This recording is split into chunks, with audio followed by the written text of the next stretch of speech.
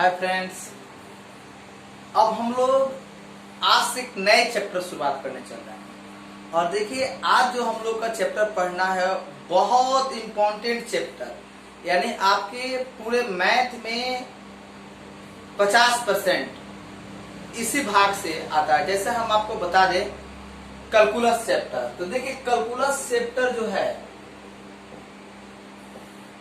Calculus ये आपके math का आधा भाग, यानी अकेले कैलकुलस आपको 44 नंबर आपके एग्जाम में रहेगा। तो अब इसके हम लोग पहले चैप्टर की शुरुआत कंटिन्यूटी से करने चल रहे हैं। तो देखिए, चैप्टर शुरू करने के पहले हम लोग बहुत सारी बात को जानना होगा। और इस चैप्टर में बहुत इंपॉर्टेंट चैप्टर है, बहुत आसानी से हम लोग एक एक बात को समझने का प्रयास करेंगे। और आप भी मेरे साथ एक एक चीज को अपने कॉपी, अपने नोटबुक में एक एक चीज को नोट करके समझने का प्रयास कीजिएगा, तभी जाके बहुत आसानी से, खूब बढ़िया से आप पूरे चैप्टर पे कमांड कर सकते हैं। तो चलिए, सबसे पहले हम आपको बता दें कि कैलकुलस, देखिए कैलकुलस को दो भागों में बांटा गया है। यानी मुख्य रूप से कैलकुलस के दो भाग होते हैं, जिसमें एक पहला भाग है आपका डिफरेंशियल कैलकुलस।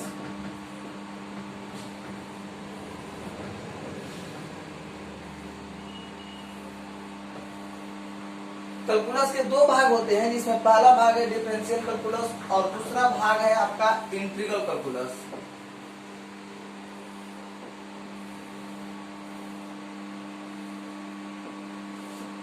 इंटीग्रल कैलकुलस,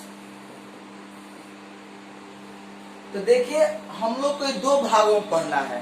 दो भाग है, एक डिफरेंशियल कैलकुलस है और एक इंटीग्रल कैलकुलस है। तो अब हम लोग को यहाँ पे पढ़ना है डिफरेंशियल कैलकुलस।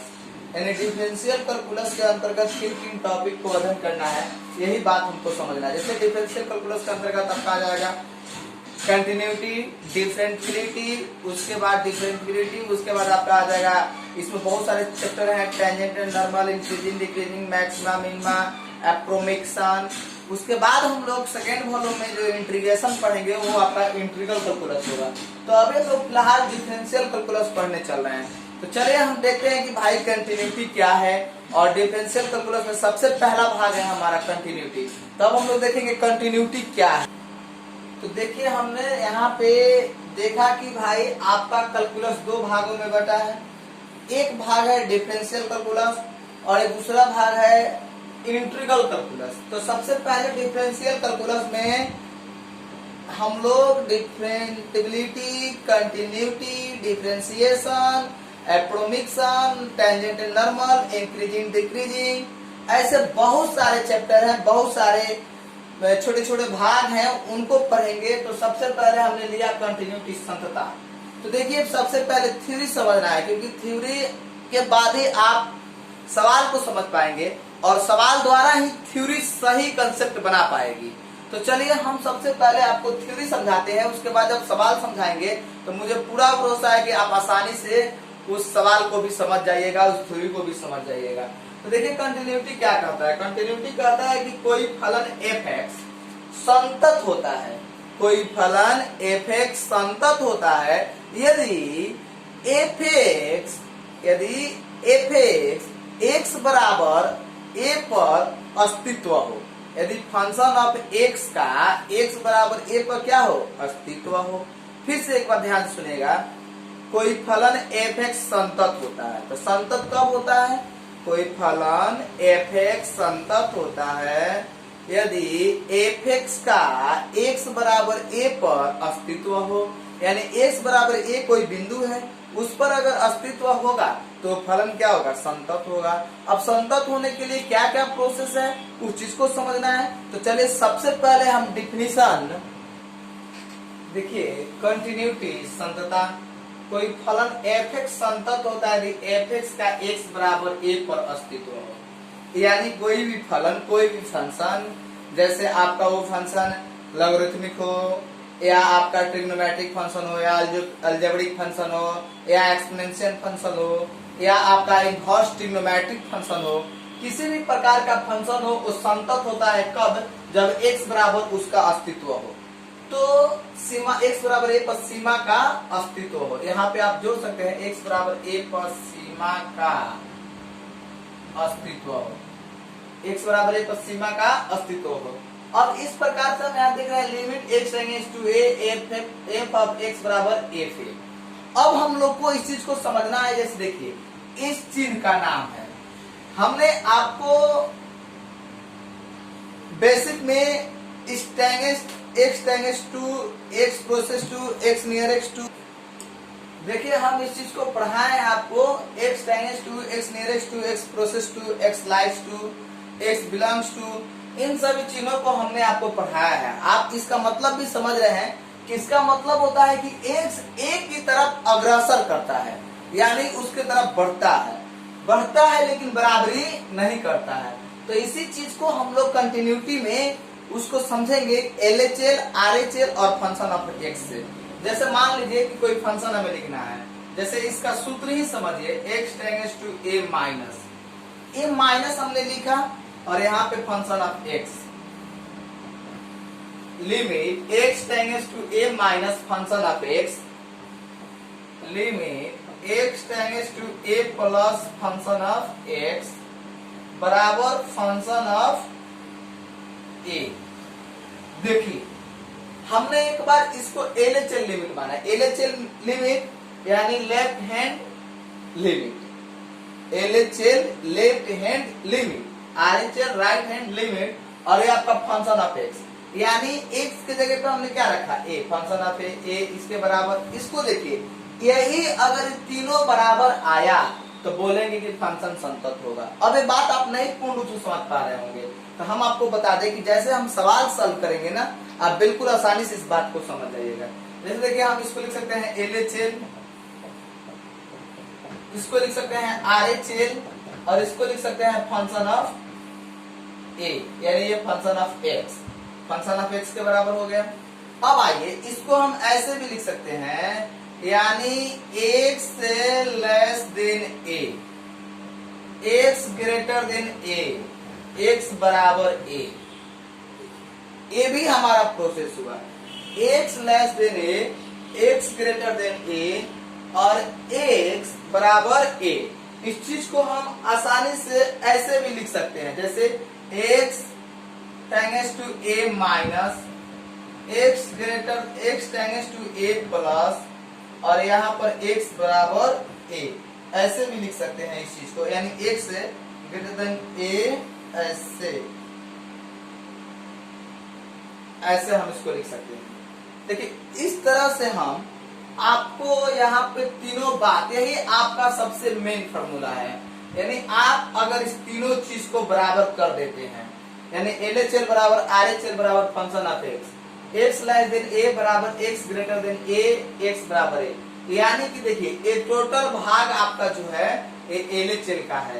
यानी LHL में अगर ऐसा कंडीशन मिलता है छोटा x लेस देन छोटा, अगर x लेस देन a, तो इस कंडीशन में LHL, x greater than a मिलता है तो इस कंडीशन में RHL और x बराबर a मिलता है तो फंक्शन ऑफ x हम लोग यूज करेंगे। तो इन सब इस बातों को पूर्ण रूप से कब समझ पाएंगे, जब इस पे आधारित हम लोग सवाल सॉल्व करेंगे।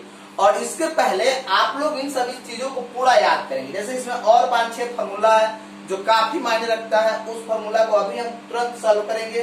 तो सबसे पहले आप लोग इन सभी बातों को नोट कीजिए, या आप मोबाइल से इसको स्क्रीनशॉट करके आप आसानी से इसको लिख सकते हैं। तो चलिए आप इस वीडियो को रोक के इसको लिखिए, तब हम आगे आपको इसमें आधारित फार्मूला को लिख रहे हैं। तो चलिए अब हम फार्मूला लिखेंगे।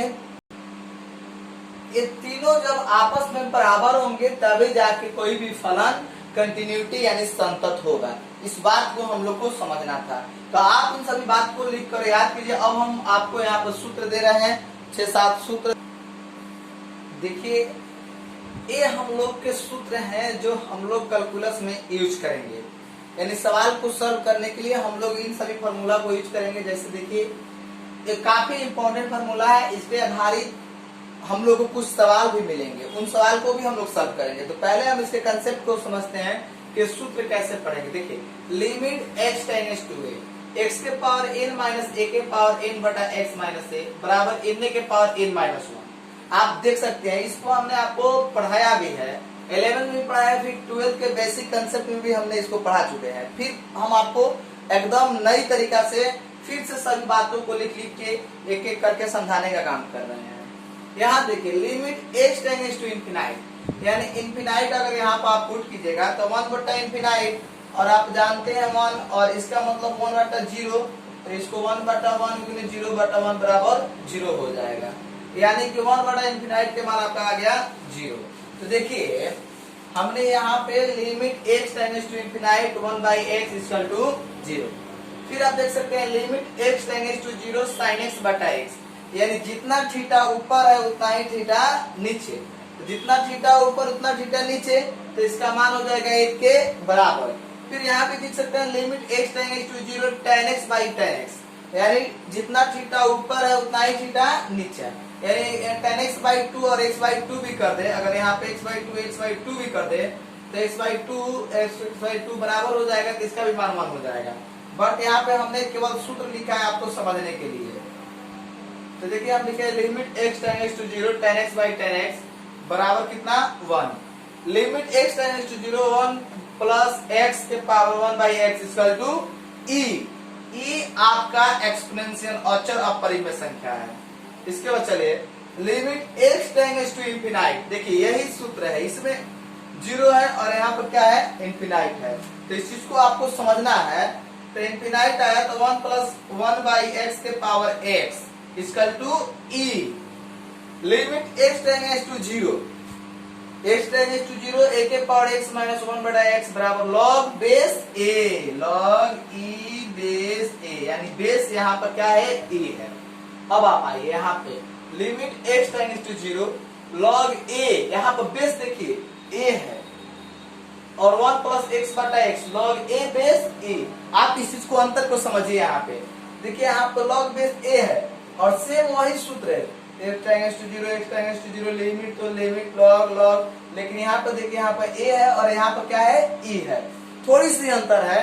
तो log e base 1 plus x by x, तो log e बेस e, तो log e बेस e के मान हो जाएगा 1। देखिए इन दोनों सूत्र में आप अंतर समझ सकते हैं, ऐसे थोड़ा सा क्रिटिकल पॉइंट है, यहाँ पे a है इसीलिए log बेस a e हो गया है, log बेस e हो गया है। यहाँ पे limit x tends to 0 log base e 1 plus है, तो यहाँ पर बेस e है बाई s, तो log e बेस a बराबर 1 हो गया। आप यहाँ पर देखिए यही सूत्र है, सेम सूत्र है, कोई अंतर विशेष नहीं है, बट यहाँ पर इनफिनाइट और यहाँ पर 0 है, इसीलिए इसका दोनों का मान e है, यानी यहाँ पर दोनों का थीटा समान है, तो जितना थीटा ऊपर उतना थीटा नीचे, तो उसका मान 1 हो जाएगा। और इसमें केवल साइन और टेन, कॉट और सेक की बात हम नहीं कर रहे, केवल साइन और टेन की बात कर रहे हैं। तो इस प्रकार से आपके जो 9 सूत्र मिले हैं, इन सूत्र को भी आप लिख के याद कीजिए, और इन सभी सूत्र पे हम सवाल एक एक करके सॉल्व करेंगे, बट वो काम हम एक्सरसाइज में करेंगे। अभी हम थ्योरेटिकल कंडीशन के रूप में आपके सामने इस सभी बातों को हम आपको सिखा रहे हैं। तो चलिए आप इन सभी चीजों को स्क्रीनशॉट या वीडियो रोक के आसानी से लिख लीजिए। इसके बाद हम लोग पढ़ेंगे अभी कैलकुलस का, यानी आपके कंटिन्यूटी संतता के गुण। तो चलिए अब हम लेके चलते हैं आपको संतता के गुण के तरफ। देखिए अब हम लोग को संतता के गुण को जानना है, संतत फलनों का गुण, संतता के गुण या संतत फलनों के गुण।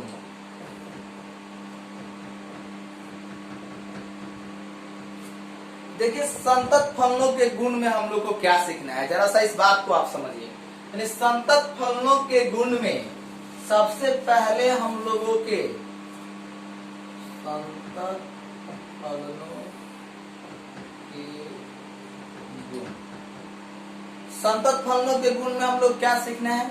जैसे देखिए कुछ ऐसे सवाल होंगे, कुछ ऐसे कंडीशन दिखेंगे, कुछ ऐसे सवाल आपको दिखेंगे जिसको देखकर ही आप बता सकते हैं कि ये फलन संतत है। जैसे हम आपको पहला नाम लेते हैं बहुपद फलन, यानी बहुपद फलन जैसे आपको इस प्रकार x square plus 2x plus 5 बहुपद फलन, तो बहुपद फलन आपका संतत फलन होता है। उसके बाद मापांक फलन भी आपका संतत फलन होता है। जैसे देखिए हम नाम आपके सामने रख रहे हैं, सभी त्रिकोणमितीय फलन संतत फलन होता है। इसके बाद आप इस तरह भी बोल सकते हैं कि कोई भी फलन, जैसे मान लीजिए कि sin x, tan x, cot x, sec x, cos x, सभी संतत फलन के अंतर्गत आते हैं।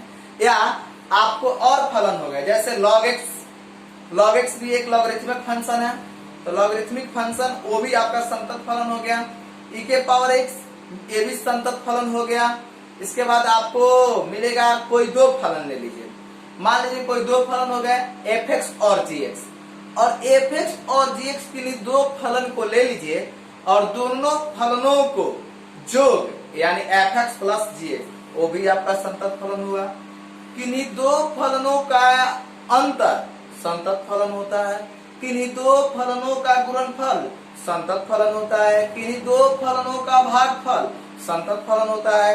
यानी इस तरह से हम लोग ऐसे ऐसे सवाल को देखकर ही समझ जाएंगे, इसलिए इनके गुण में ही हम रखे हैं कि संतत फलनों के गुण क्या है।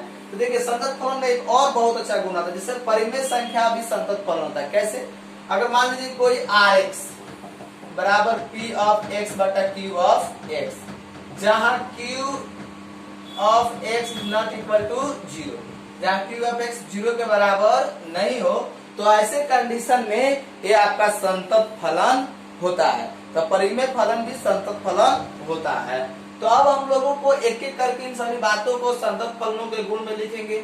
जैसे हमने आपको बताया कि बहुपद फलन संतत फलन होता है, मापांक फलन संतत फलन होता है, परिमेय संख्या के वास्तविक संख्याओं का फलन भी आपका संतत फलन होता है, सभी त्रिकोणमितीय निष्पत्तियां संतत फलन होती है, लॉगरिथमिक फंक्शन log x संतत फलन होता है, एक्सपोनेंशियल e के पावर x संतत फलन होता है, कोई दो फलन fx और gx हो तो उनका योग, अंतर, गुणनफल और भागफल संतत फलन होता है। तो चलिए अब इन सभी चीजों को हम एक एक करके नोट कर देते हैं ताकि आपको लिखने में आसानी हो। देखिए संतत फलनों के गुण, तो संतत फलनों के गुण में सबसे पहला है बहुपद फलन संतत फलन होता है। यानी जैसे ही आपके सामने बहुपद फलन आएगी, आप आसानी से समझ जाएंगे कि बहुपद फलन जो है ये संतत फलन है। परिमेय संख्या संतत फलन होता है, अर्थात rx बराबर px बाई qx, जहाँ qx is not equal to 0, जहाँ qx is not equal to 0, जहाँ qx 0 के बराबर नहीं होनी चाहिए। अगर qx 0 के बराबर हो जाएगा तो परिमेय संख्या ही नहीं हो जाएगा, या अपरिमेय संख्या हो जाएगा। इसलिए वहां पर शर्त है कि qx 0 के बराबर नहीं हो और परिमेय संख्या होगा तो संतत फलन होगा। सभी त्रिकोणमितीय फलन, जैसे आपको सभी त्रिकोणमितीय फलन अपने प्रांत में, अपने डोमेन में संतत फलन होता है। तो यहाँ सभी त्रिकोणमितीय फलन संतत फलन, सभी त्रिकोणमितीय फलन प्रांत में, अपने प्रांत में संतत फलन होता है, ऐसे भी हम लिख सकते हैं। तो देखिए यहाँ पे है सभी त्रिकोणमितीय फलन अपने प्रांत में संतत होता है। यानी डोमेन, जो हमने आपको आईटीएफ में डोमेन को सही तरीके से, आईटीएफ इनवर्स ट्रिग्नोमेट्रिक फंक्शन में डोमेन को बहुत अच्छा से हमने एक्सप्लेन किया है। अब आइए यहाँ पे लॉग फंक्शन ऑफ एक्स, यानी कोई भी फंक्शन ऑफ एक्स हो सकता है, एक्स अलजेब्रिक, ट्रिग्नोमेट्रिक्स, एक्सपोनेंशियल, आपको इनवर्स ट्रिग्नोमेट्रिक्स, ऐसे बहुत सारे फंक्शन है जो भी आ सकते हैं। तो लॉग फंक्शन ऑफ एक्स भी संतत फलन होता है। e के पावर x सभी x एलिमेंट r के लिए संतत होता है। बंद तथा खुला अंतराल भी आपका संतत फलन होता है। यदि फंक्शन ऑफ x और फंक्शन ऑफ gx कोई दो फलन हो तो उनका योग, अंतर, गुणनफल और भागफल भी संतत होता है। कैसे? जैसे देखिए यहाँ पे हमने अर्थात में लिखा है fx प्लस gx, दोनों फलनों का योग हो जाएगा संतत, fx माइनस gx ये भी संतत, fx इंटू gx संतत और fx बाई gx ये भी आपका संतत फलन हो गया। यानी एक तरीका से हम लोगों ने इन सभी बातों को पूर्ण रूप से समझ लिए। अब देखिए हम आपसे रिक्वेस्ट करेंगे कि आप इन बात को भी स्क्रीनशॉट कीजिए या वीडियो रोक के सभी बात को लिख लीजिए। तो चलिए आप इसको लिख लेने के बाद हम आपको बता दें कि अब हम लोग कैलकुलस में आ गए हैं और कैलकुलस आपके पूरे मैथ के आधा भाग है और इसमें हम लोगों को बहुत लंबा टाइम तक पढ़ाई करनी है। जैसे अभी तो हम कंटिन्यूटी सिंपल एक चैप्टर की शुरुआत किए हैं, इसमें थ्योरेटिकल बातें शुरू हुई है, इसके बाद अभी तो इसका टेलर देखना, पिक्चर देखना बाकी, अभी सब टेलर ही चल रहा है। तो चलिए आज से आप अलर्ट हो जाइए और आप मेरे साथ अंतिम समय तक जुड़े रहिए, किसी भी वीडियो को पूरे समय तक देखिए ताकि कुछ सही निष्कर्ष निकल सके इससे। और अब हम लोग इसके बाद के वीडियो में जब आएंगे तो कुछ थ्योरी और कुछ प्रॉब्लम को सॉल्व करेंगे, तब आप जाके इन सभी बातों को पूर्ण रूप से समझ पाइएगा। तब आपके दिमाग में कंसेप्ट बनेगा कि अगर थ्योरी और सवाल के बीच की कंसेप्ट की कड़ी क्या है, ये बात आपको पूरा पूरा समझ में आएगा। तो हम आपसे रिक्वेस्ट करेंगे कि आप इस चैनल को अपने बड़े छोटे भाई बहनों के बीच में ज्यादा से ज्यादा एडवर्टाइज कीजिए और सभी के पास ये मैसेज पहुंचाइए कि अब कैलकुलस शुरू हो गया और कैलकुलस आपका 44 नंबर का चैप्टर है। इसमें आपको एक भी वीडियो अगर मिस कीजिएगा तो समझने में काफी मुश्किल हो जाएगी। तो चलिए इस वीडियो में बस यहीं तक, अगले वीडियो में थ्योरी और प्रॉब्लम के साथ मिलेंगे, तब तक के लिए धन्यवाद।